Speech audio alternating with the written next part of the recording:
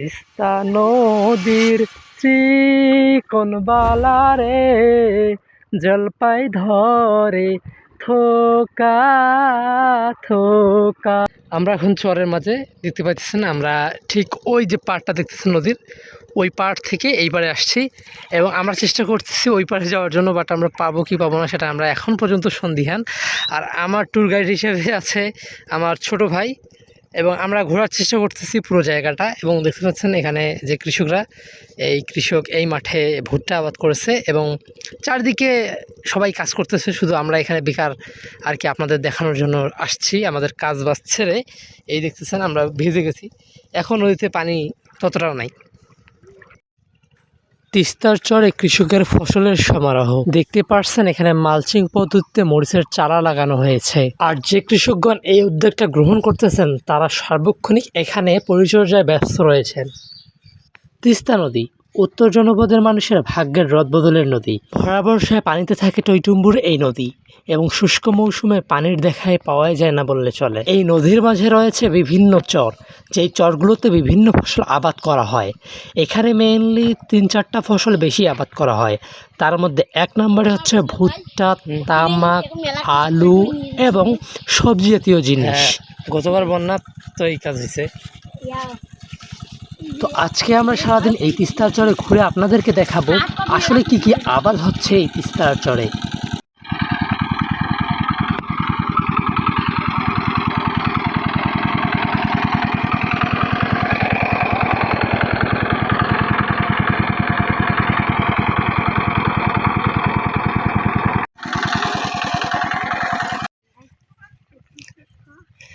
আমার ছোট ভাইটা খুব সাহসী, সে সব জায়গায় যেতে, আমি এখনও ভিডিও বানাতে ভয় পাই বা শরম পাই, সে কিন্তু সব জায়গায় যেতে চায়।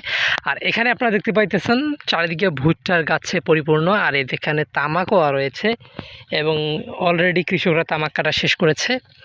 এবং এই যে পুরো জায়গাটা, এই চরের পুরো জায়গাটাতে ভুট্টার খেতে ভরপুর। এবং ওই দেখেন ও যাইতেই আছে, ও আমাকে না বলে যাইতে আছে, ও পিছনে ঘুরে দেখেই নেই এখনও যে আমি ওর সাথে সাথে যাই নাই।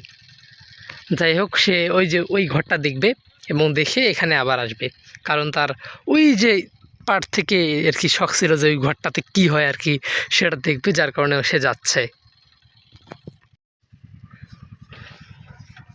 আর এটা আর কি রেস্ট ঘর হিসেবে ব্যবহার করে। একটি ঘর মানুষ ছিল, একটি হচ্ছে কোনটা? ওইটা এখানে ঘরটা। কারণ যাদের বন্যা উঠলে কিন্তু পানি যদি ভাসিয়ে যায়, এই পর্যন্ত পানি জন্য মানুষ ভর্তি কিছু থাকবে। আমরা আমরা আমরা আমরা কি যাওয়ার সময় অতি মনে হয় যাবো, চল দেখা যাক। ওই ঘরটা যদি মানুষ থাকে তাহলে মনে করবো এর থেকে মানুষগুলো ওঠে, না থাকে মানুষগুলো চালাবাদি করবে। আচ্ছা, আমরা এই ঘর ফলো করি আর কি, আসার সময় আসবো।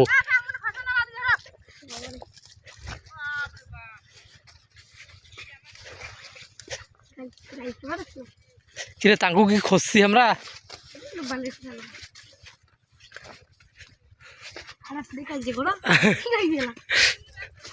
আমরা তো তাঙ্কু খুঁজি নেই, যেটা ভিডিও ফুটেজে প্রমাণ আছে, সমস্যা নেই।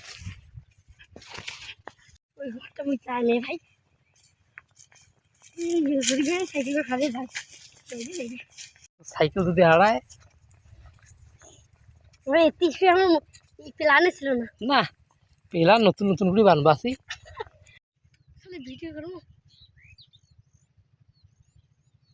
রাস্তাটার ঘর নেই, আমাদের নিজেদের বাড়ির মতো দেখা যাচ্ছে না। এখানে কাশির যখন ফুল ফুটছিল তখন এইগুলা জায়গা ভরে গেছিল না? হ্যাঁ, ওই যে সবাই না আসছিল, ওই যে এখানে ভিডিও করছিল, এই যে কাশিয়া যখন হয় না তখন এই পুরো জায়গাটায় কাশিয়াতে ভর্তি হয়ে যায়। এবং আশেপাশে ওই যে সামনে যে জায়গাটা, ওইখানে কিন্তু কাশিয়ার ফুল ফুটে, যেটা দেখতে সবাই আসে। বেসিক্যালি আমাদের এদিকে যারা যারা আছে সবাই আসে এগুলো দেখতে। এবং দেখতে পাচ্ছেন চারদিকে প্রায় কাশিয়া ফুল আছে। এবং আমাদের ওইদিকে জমি আছে, বাট আমরা জানি না, আমার বাবা মা জানে, আমার দাদাদি জানে, তারা ভালো জানে যে জমি আছে কিনা, জমি নাই, যতটুকু জানি আছে। ওই দেখছেন ঘুপড়ি ঘর, এখানে যারা কৃষক রেস্ট নেয়। আর যে আলু, তার মধ্যে আলু দেখতে পেলাম, এখনো তোলে নাই আলুর গাছগুলো, এবং আমরা ওই যে লক্ষ্যবস্তু হিসেবে যেটা সিলেক্ট করছিলাম ওই ঘরটাকে দেখার জন্য যাচ্ছি। মূলত হচ্ছে দেখা এটাই মেন করে আমরা ওই ঘরটা থেকে আসছি না, ওই ঘরটা ওই ঘরটা থেকে আসছি না। হ্যাঁ,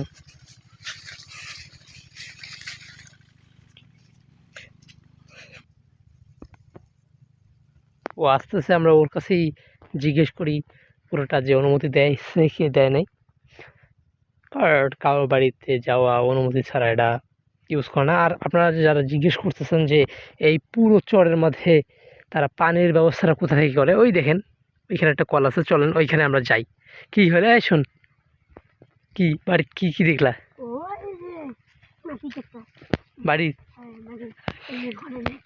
ওইটা বাড়ি ওটা থাকে। হ্যাঁ,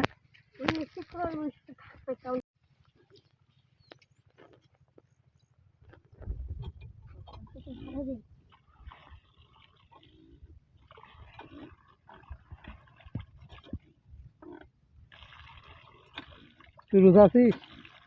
রোজা না থাকলে পানি খা।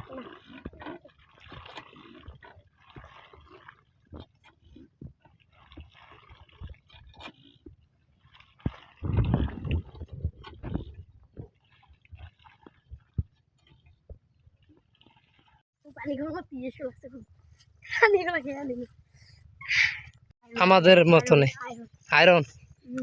আচ্ছা, পুরো এলাকার মধ্যে যে দেখতেছেন চারিদিকে প্রত্যেক ঝুপড়ি, এই যে এরকম যে ঝুপড়িগুলো আছে টিনের বা কাশিয়ে দিয়ে তৈরি, প্রত্যেক ঝুপড়ির পাশে একটা করে এরকম নলকূপ রয়েছে, যেইটাই আর কি এই পুরো এলাকাটা দেখতেছেন পুরো চারদিকে। ওদিকে যদি আরও যাই তাহলে ওদিকে আরও যাওয়া যাবে। চারদিকেই ঠিক এমনই। তো চারদিকে এখন কৃষকরা আবাদ করতেছে, তারা হয়তো কেউ কেউ আমাদেরকে দেখে বিরক্ত হতেছে, কারণ এই যে দেখেন তামাক নাড়ি দেওয়া আছে। তারা, আমরা কিন্তু যথাসম্ভব চেষ্টা করতেছি আইল ব্যবহার করে হাঁটার, কিন্তু তারা তবুও মনে করতেছে আমরা তাদের তামুক পাড়াচ্ছি।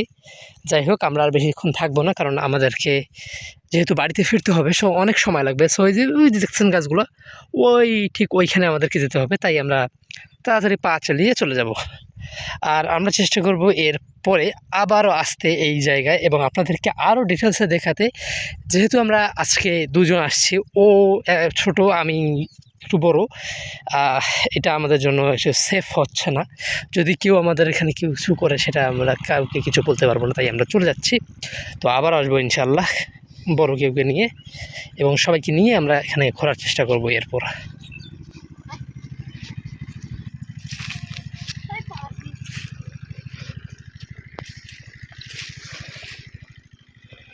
আমাদেরকে ওই যে সামনে যে পাখার মাথা আছে ওইখানে উঠতে পারবো। আবার এদিক দিয়ে গেলে হচ্ছে আমাদের বাড়ি। আর আমাদের বাড়ি হচ্ছে এই যে দেখতে পাচ্ছেন পাড়টা, এই পাড়ের আরও সামনে। আর এটা হচ্ছে চর, আর ওটা হচ্ছে কাইম বলে আমাদের লোকাল ভাষায়, অর্থাৎ চরের ভাষায়। আমাদের যে এখানকার ভাষায় এটাকে বলা হয় চর এবং ওটাকে বলা হয় কাইম।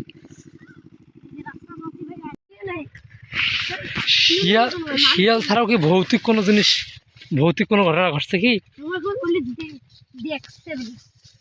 মানে এই যে বাড়িগুলোর যে মানুষ থাকে একাই একাই, ভৌতিক কোনো ঘটনা ঘটছে কি?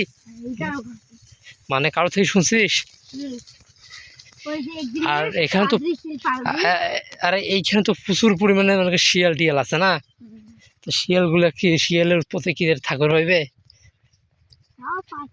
দরজা দিয়ে লাইট চুপ করে থাকা যায়, আর যদি লাইট জ্বলে যায় তাহলে তো ঢুকবে চেষ্টা করেছি। কেমন কি লাইট টাইট জ্বলে দেয়? এমনিতে লাইট দিয়ে বেটাই দিয়েছিলি চলে। ও, ওই যে ঘর অনেক দূর, দেখা যাচ্ছে না এখান থেকে।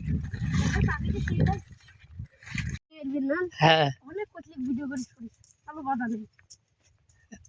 না তখনও তো মনে কর কাজ কাম থাকলে অতটা ভিডিও করার।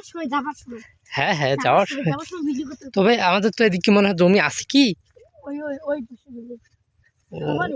আচ্ছা, সময় হলে আমাদের গাইজদেরকে বা সাবস্ক্রাইবারদেরকে ওইখানে নিয়ে যাওয়ার সমস্যা নেই।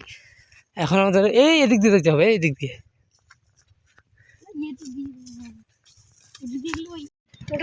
ওই ঘরটা সবচেয়ে ভালো, ঘরটা মাটি কাটতেছে তো সেই শুধু খাটটা বসাইছে। খাটা বসাইছে, হ্যাঁ, সেই দেখতে ভালো। এগুলো থাকবে আর কি, যে সামনে যে মনে করেন বন্যা আসতেছে না, বন্যা আসলে এরা সবাই এখান থেকে সরে যাবে, বিকজ তখন পানি এই যে এইখান থেকে পানি হবে, এই যে আমার বুক থেকে এইখান থেকে পানি হবে। তো এরকম পানি হলে তো আর এখানে নৌকা ছাড়া তেমন ভ্রমণ করা বা হাঁটাচলা করার মতো উপায় নেই, যার কারণে তারা এখান থেকে চলে এই যে সামনে পাড়ে যাবে।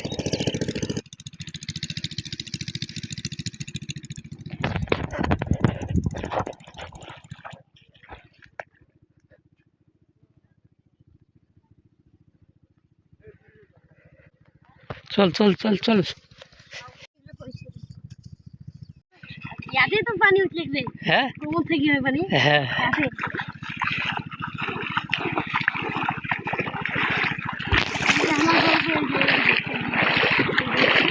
এই সামনে পানির স্রোত আছে।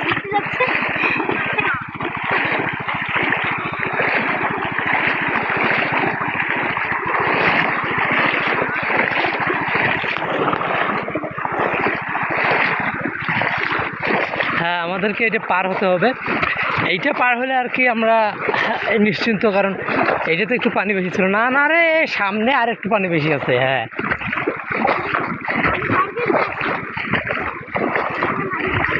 পানি না,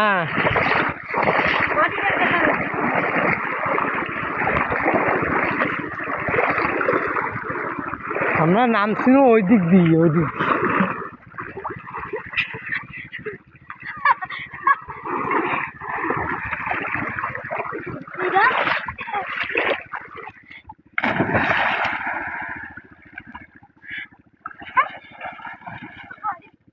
তো আমি গোসল করতে পারতেছি না, কারণ আমার হাতে মোবাইল আছে, ফের পকেটের টাকাও আছে, যার কারণে আমি গোসল করতে পারতেছি না, যে মজাটা আমি নিতে পারতেছি না।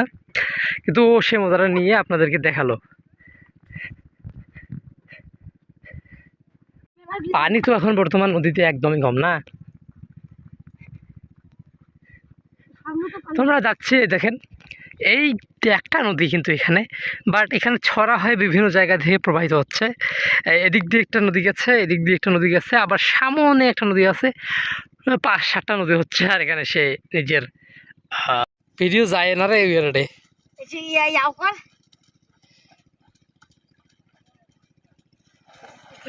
মারা।